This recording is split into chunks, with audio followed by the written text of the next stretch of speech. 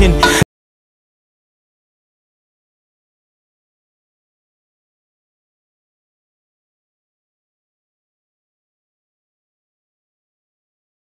Papa?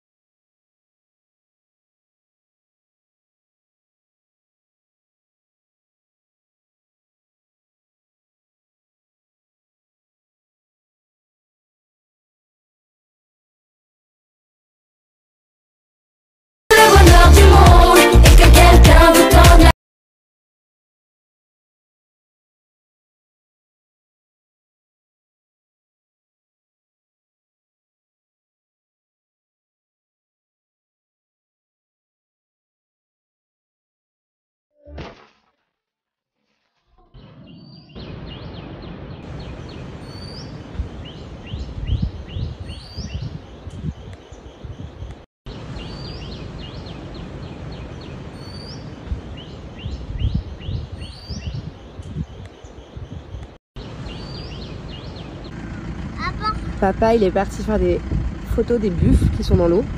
On lui fait peur ou pas? Hein? Il y en a un qui charge! Ça charge! Ça charge! Derrière!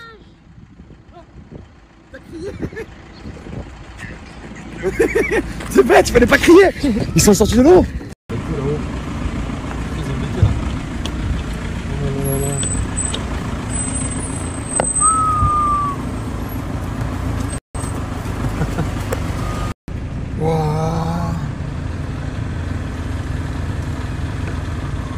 En totale liberté.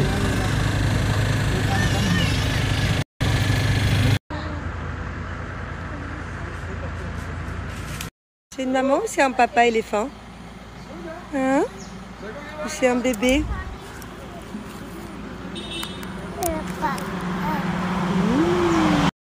Attention bébé, il est derrière toi, il fait quelques pas là. Allez Thiago.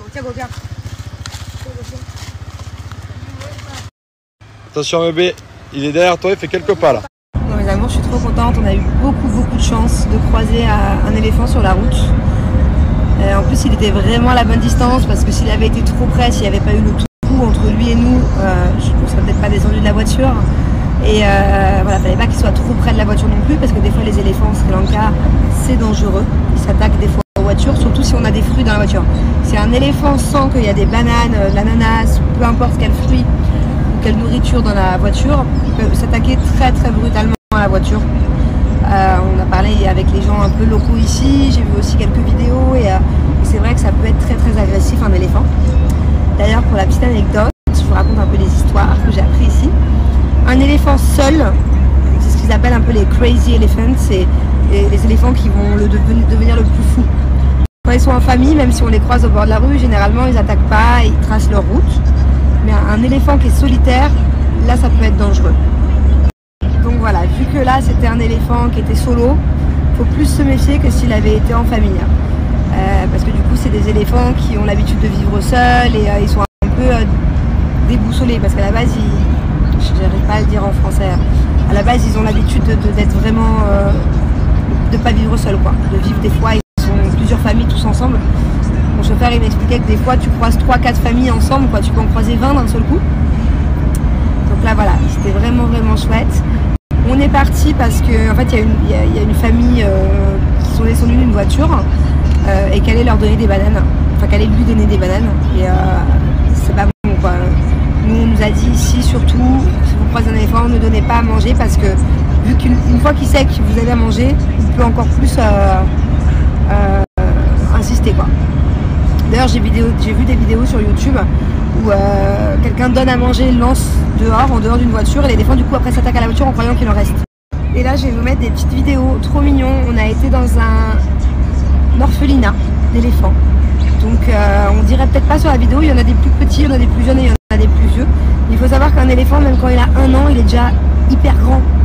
Donc là il y avait des éléphants d'1 an, 2 ans, 3 ans, enfin voilà, plein d'enfants éléphants qui n'ont pas de parents. Donc soit qui ont été rejetés, abandonnés, ou soit les parents ils sont plus là. Et du coup on était dans un endroit où ils leur donnaient le lait, on n'arrivait plus à la bonne heure. Du coup ils leur donnaient le lait avec des tuyaux et aussi leur donner à manger quoi. Très sympa. Voilà, maman. Et là, on va direction la capitale pour prendre notre vol demain et on a encore beaucoup de route, au moins 3 heures de route encore. Alors là, on est dans un sanctuaire de bébés éléphants orphelins et c'est l'heure pour eux de manger.